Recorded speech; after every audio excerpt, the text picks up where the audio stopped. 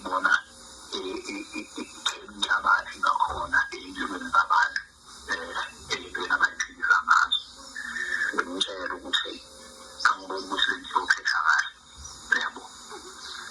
Mangabe umdala uphakathi kwabantu abancane wonawo ngenzeka ukuthi isikhathi beyikhulumayo bengayithathi isikazi bebona ngathi thatha ngihamba ngilo kudala ngokubaphilisa impilo yakudala ngoba vele wena umdala, yabo. Impilo yamanje awuyiboni.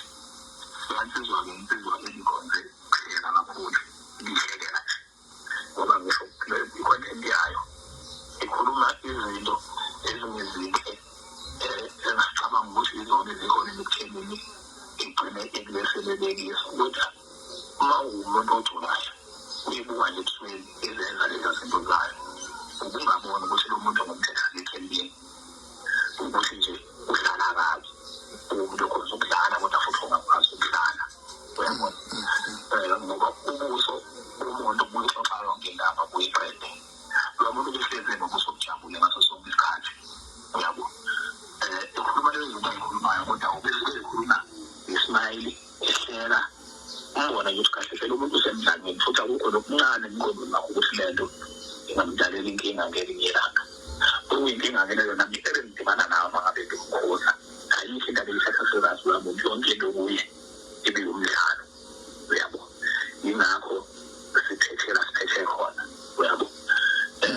Ngimkhoze kaningi kwafika la ngibona khona ukuthi cha vele ngikwazi mina ukumnqoba ngokumkhoza kwami. Ngagcina sengicela ngisho amadoda athile engisondelene nawo, awacela bafethu msizeni ningincengise nayo indoda, sizama ukuyibuyisela endleleni ngoba sengizame kaningi kodwa ayibuyele endleleni. Siyelapha ekhaya nje ngithi ngishadelwa, ngabe nje ngaba nomhlangano special naye namadoda athile ayekhona ukuphila kwami nawo ezongomayo amaziyo nawo Dubula. Sakubhalela ikhosondeni, sakhuluma naye, sambonisa waveza igama elithi akekho umuntu ongabulala omunye naye enkundleni zokuxhumana ngenxa yekhondeni. Into le ewumdlalo thina siphethe ukuthi sifuna ukuthi asazi ukuthi bona baphila impilo bona bayazana, akekho umuntu ozozimaza omunye, asikhululeke.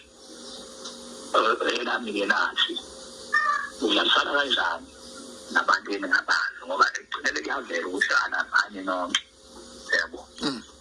Wathi noma singazani sonke sinjalo kodwa i-content akekho umuntu ongayazi i-content ukuthi umuntu nomuntu unendlela yakhe ayikhulisa ngakhona i-content yakhe.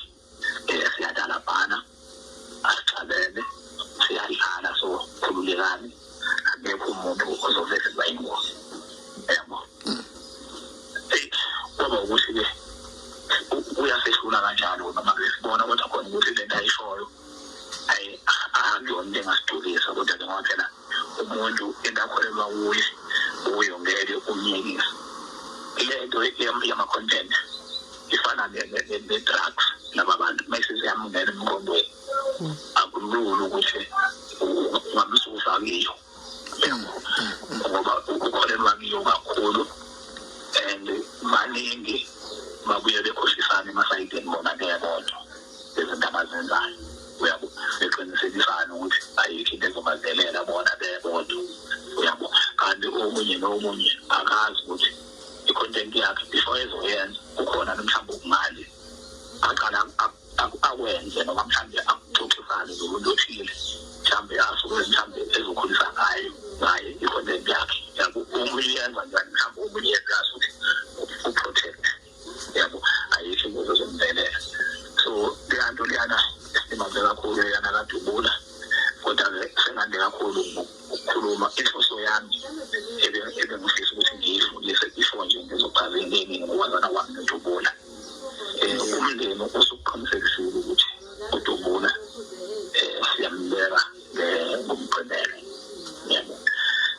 Ngizocela-ke onke ama-tiktokers namabhinqa abalandeli bakaMaskandi njengomuntu obumlandeli kaMaskandi uDubula, nabo bonke abantu abesebemazi njengomuntu obesevele kubantu sebemazi, beke bebuyisele eceleni nje mhlawumbe nabona mhlawumbe nekufaka emqondweni yabo ukuthi umuntu usehambile abasophinde bembone futhi sekuyisikhathi sokuthi bemxolele manje bemukele ukuthi umuntu uhambile into kufanele yenzeke ukuthi simthelele sonke siyomkhombisa uthando lokugcina yena sekusakhe kanye nomndeni wakhe siyoduduza ngoba iqiniso lithi udubula ubehlala mfuthu hayi ngoba ngikukhulumela bekwenzela ubehlala bedlala benganakile ngempela ukuthi engazokelwa ingozi kangongokuba ngisho emndenini wakhe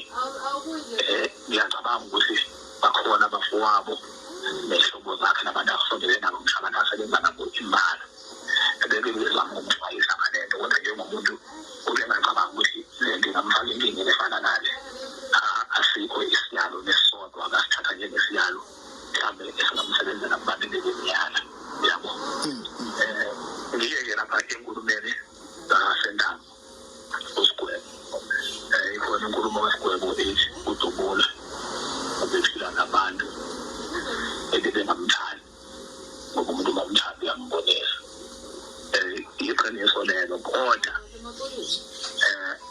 akusikho umuntu umuntu bambonela ukuphila naye uyabona ngendlela abafisa ubone ngakhona kuya ngokuthi umuntu ukholelwa wena kukhona abantu othola ukuthi umuntu uphila nabangani abakwazi ukumbonisa ephuma endleleni kodwa asho bongele eqinekeni lenkingeni ngithi mfowethu uhlulwa ukubonisa udade wenu noma intombi yakho kwesinye isikhathi uhlulwa umshona umbakho uqobo eqinele kubuyelele mhlawumbe abangakwenza lokufisa ukusakwenza mhlawumbe kugcine ubhidlile ngisho umshado uqobo mhlawumbe udade wenu egcine ezewadayisa ngenkomo kayisho yaphelele emahlathini kanti umbonisa yabo bangukuthi wonke umuntu osondelene naye uyakwazi ukumbonisa iyeke leyo nto leyo isuke semkhuluma ngaleso sikhathi isintombi yakho uyemisele mhlawumbe uye loboluyishade